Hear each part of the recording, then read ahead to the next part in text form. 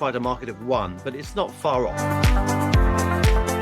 Tools have enabled us to now become much more specific about that customer.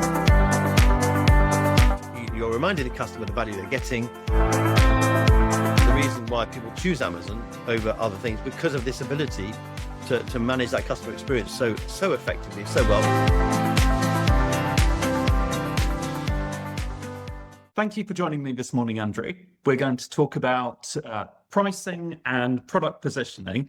As somebody who's worked as a software engineer and then spent 10 years or so in product management, product positioning and pricing is always one of those things that's tremendously important, but it's very difficult to pin down or know if you're doing it right. So this is a fascinating topic for me. Could you, in a few words, describe your background, where you've come from, and any key experiences or insights that have really helped shape your views on the topic today? That's something to do. Unfortunately, I've got quite a long history, but I started off training as an engineer, mechanical engineer. I came out of university and there weren't any engineering jobs, so I joined Reuters, the news agency, as a writer. I wrote about engineering, but then that was a large company, so I bounced around. I did some work on a satellite system, and then on a news archive system. Then I moved to the USA, which probably in a sense had most of the impact on my life, because then I moved into sort of marketing and product roles there. I became a strategic marketing advisor for some of the products we sold. Worked in New York on Wall Street for a while. And then I joined what was a VC part of the organization. So we invested in lots of companies. And then one of the companies we had inside Reuters spun out in Singapore, so I became the leader of that company, which was a trading site for seafood.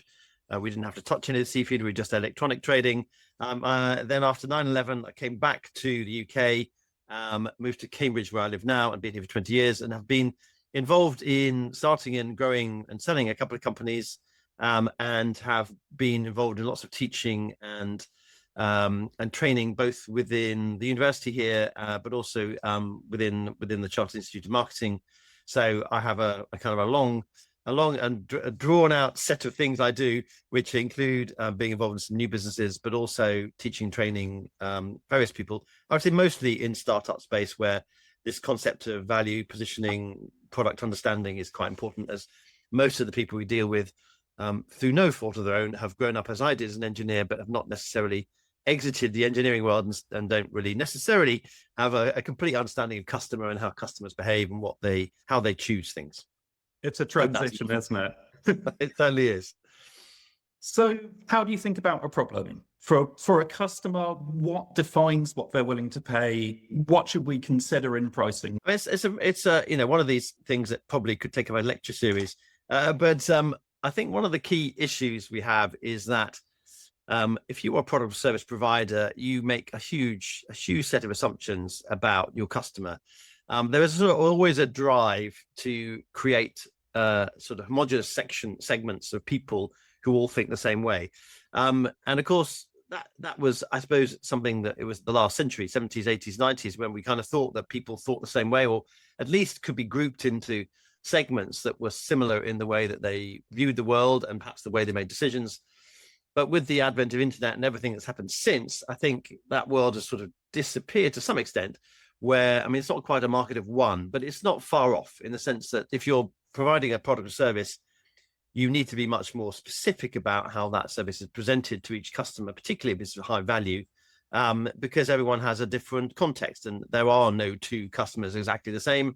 And all the personas and all the sort of segmentation in the world will not necessarily give you a high enough sort of confidence in your targeting in terms of product placement and the value that product gives, because everyone is in a different context. Large company, small company, geography, age of company, value, money in the bank, all kinds of things are going to drive the way they perceive things differently. And your job, I always think your job as a product marketer is to try and understand as much as possible that customer context, so that when you present the value to them, there's a highly congruent fit between their need and your provision of a product or service going to solve that need. I would say generally, if you're paying for something under £10, euros, dollars, the thinking that goes into it is relatively small amounts. So when you go into a shop to buy a sandwich or a chocolate bar, you're not really thinking about it. You're not really going through any kind of customer decision process, one that's contemplative. But you probably are picking your favorite or the one that you feel at that particular time. So each person that you're trying to approach with your product and get the positioning right for, they're all going to have their own context, which is even changing at different times of day, different situations. How do you handle that? Well, it's quite interesting. I think the one thing that you can learn, marketing people often sort of poo-poo salespeople, but I would say the one thing that proper salespeople understand is that they understand how to manage their account. So they'll understand who, so if they're selling into a large account, they'll understand who the primary buyer is, but they'll also understand the stakeholders in that business. They'll understand what stage it's at, what their buying cycles are, who their competitors are, who's likely to walk in the door after them trying to sell them. I would say marketing people have sort of, because of the nature of the tools, have shied away from it and said, well, everyone's the same. Or, I can say 1,000 customers are the same. Well, the good thing is that tools have enabled us to now become much more specific about that customer. And so it's in your best interests to understand the customer's context and what they are after in a much more intensive way than you ever were able to before, which means that even though it is the same product, you can present it in a customized way to a person with a particular context. So say you've got a product that works both in the financial services and in healthcare. I mean, clearly you're not going to present it the same way, but you may be exactly the same product. You just have to present it using the language and understanding the context of each of those customers so that it fits their problem and how they frame it. That's one of the first lessons you get taught as a product manager, right? Know your features, know the corresponding benefits, and make sure it's a right benefit for the right audience.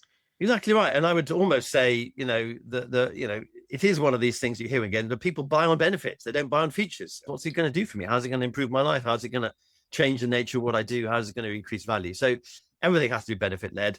And again, the benefits, depending on who is the buyer and who the user is quite important, because then you have that cascaded sense of value that the buyer or the person in purchasing may have a complete different set of value drivers to the person who might be using it. If you're a technical buyer and you're not really the user of it, then you might buy on features. Look at any hospital situation, and you know that the cascaded nature of procurement is it must be awful for the person who's dealing with the patient, because they may want something, but the person in their department or in their hospital or in their trust or even at the national level will be thinking differently. Absolutely. And it's a common frustration, right? How do you position your product when those benefits are less obvious, or when you've got these chains of complexity with different needs at different levels of the tree? And for those who aren't in product management, what do we even mean when we say product positioning? Yeah, it's interesting. This is probably one of the areas which I think marketers probably need to be a bit more forensic about, because ultimately, I often use the example of buying travel insurance, right? So you all go on holiday and the airline will say, have you got travel insurance? You go, oh, yes, I must buy travel insurance. You go off to buy travel insurance and you buy it, and maybe you buy the cheapest one you can find.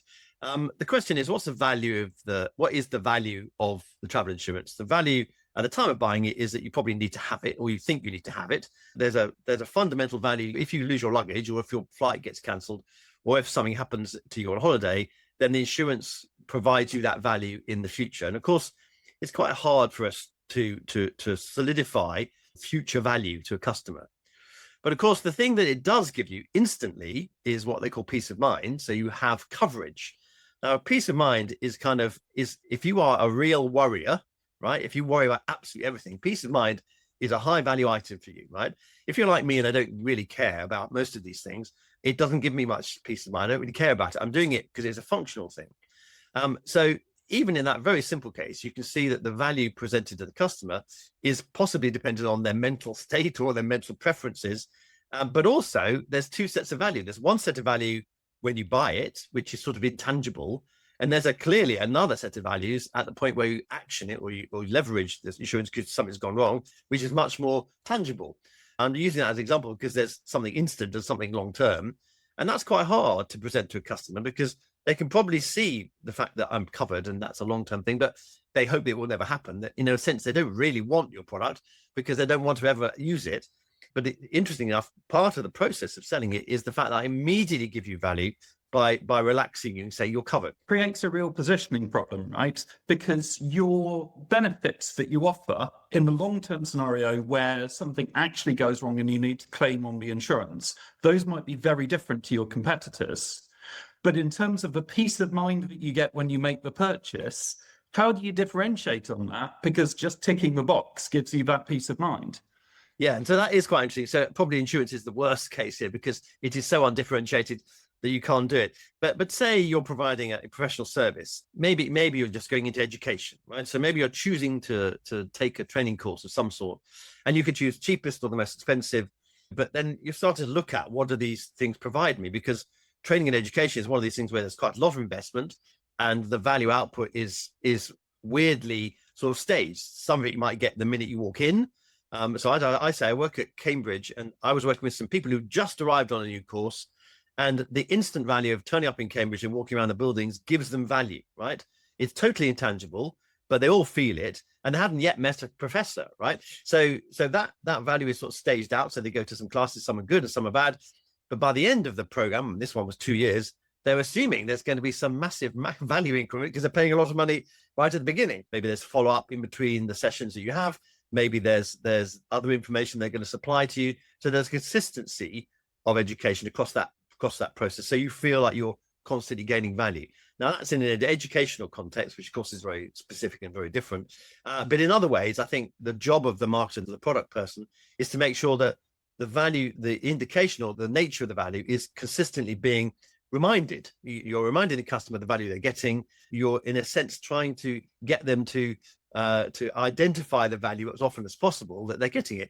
And that some marketers do that. They kind of bring you up afterwards and say, like, how are you getting on? And are you using the product well? You haven't used this feature, or have you actioned all the elements that you can with the thing that you bought? So some people are understanding that it's all very well selling the benefits, but if the customer doesn't access the benefits, then they don't realize them. So maybe part of our job is to remind everybody about how the value can be, extracted from the thing that they've bought.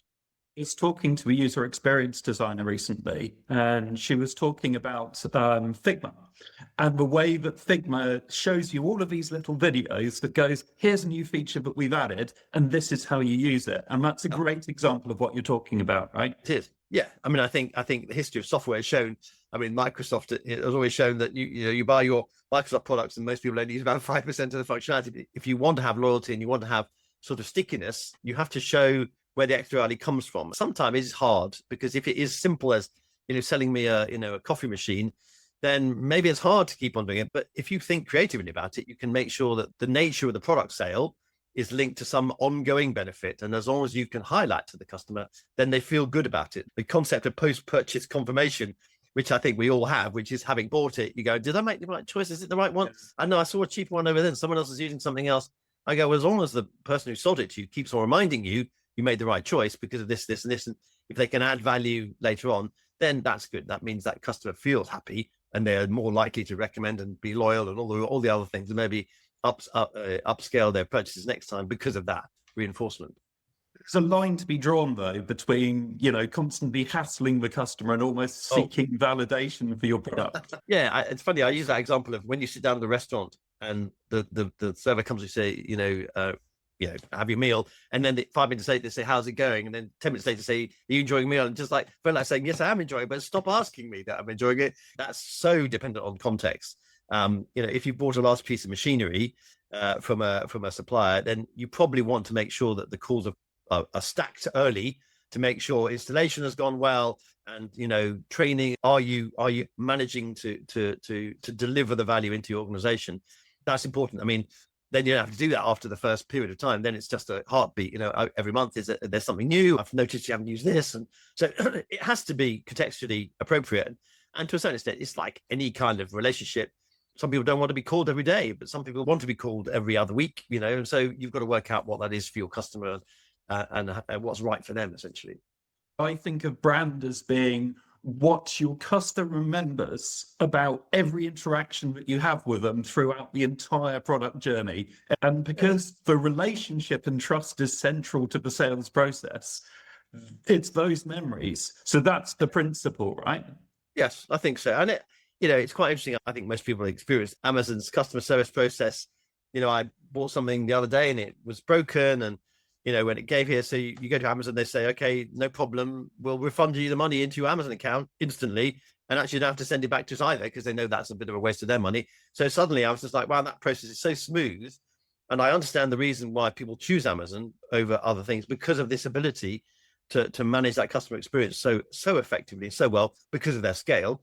And they have a completely unfair advantage because of their scale, but they don't have any intimacy. I have no intimacy with Amazon. So what they make up in one area, if you're competing against Amazon, then you have to find another area on which to base your value, which is, I can call you up and say hello. I mean, I've never ever talked to anyone, live person at Amazon ever, and you're never going to, right?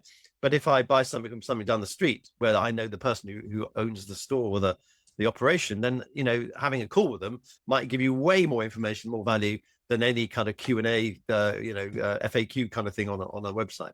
So yeah, it's contextual. As always, it's contextual.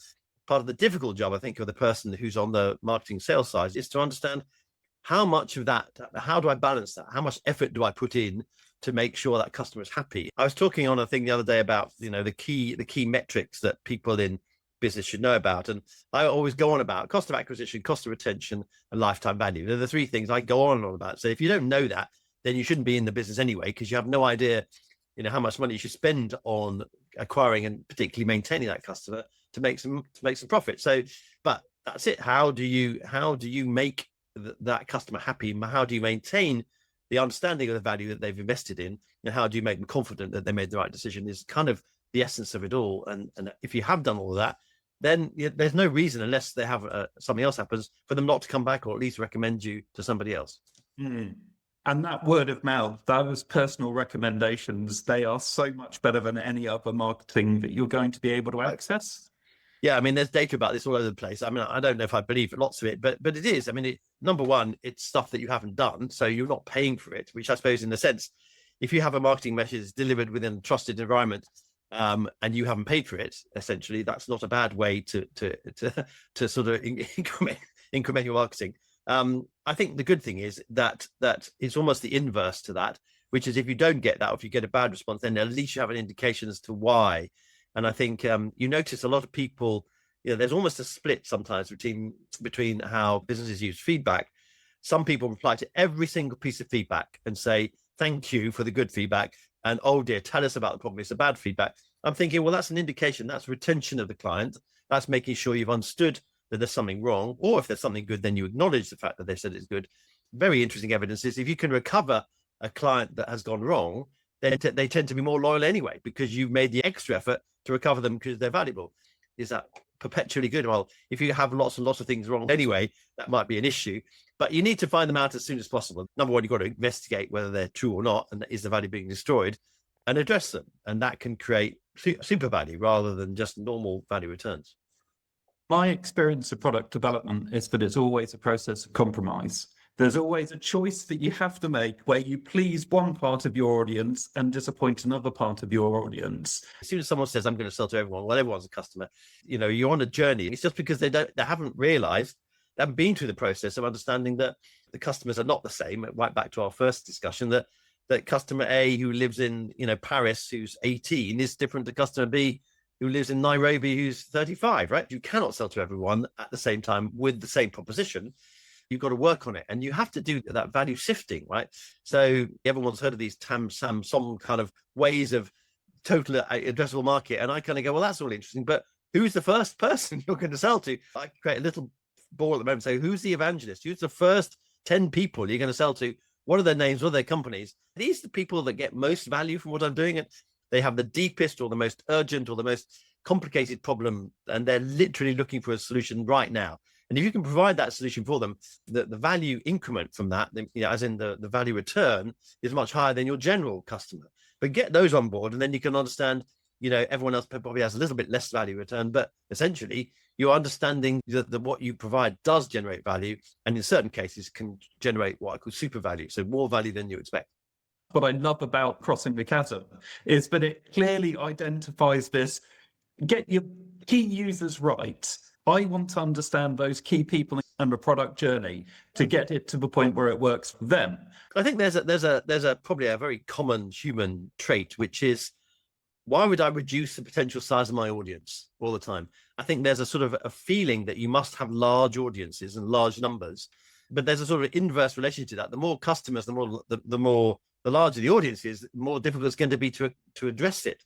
So almost the inverse is better. Have a small audience, do it well, and then expand to the other audiences as you've understood, which is sort of, it's counterintuitive, and it's certainly counter behavioral, if you like. If you have an entrepreneur who's starting out, they go, why would I limit myself to such a small audience? And you have to say, well, because you don't know what the audience is yet.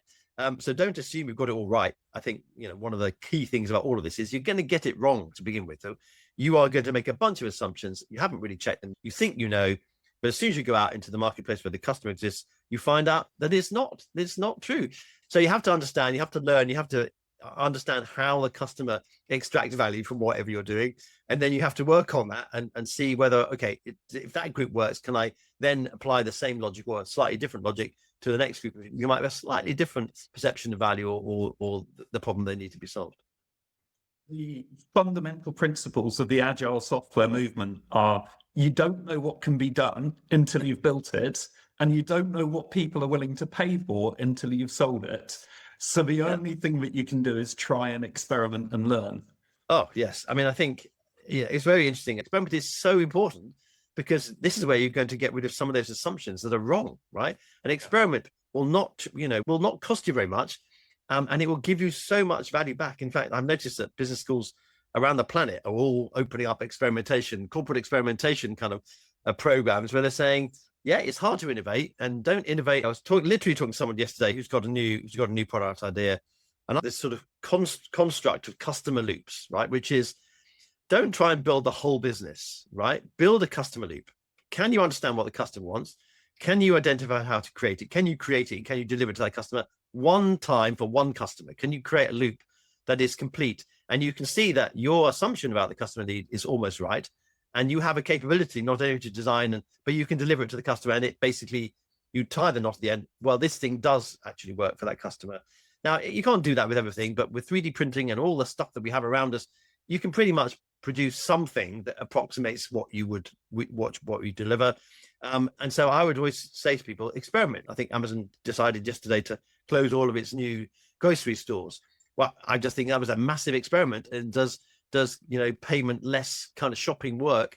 And they worked out, well, it's not as profitable as sticking it on a Tesco.com van or a Morrison's van. So they've worked out in a big way experimentation, but they've also worked out, I'm not going to expand that. I'm not going to invest any more money in it because overall the experiment has shown me that profit per customer is just not high enough. So yeah, I think experimentation is one of those things.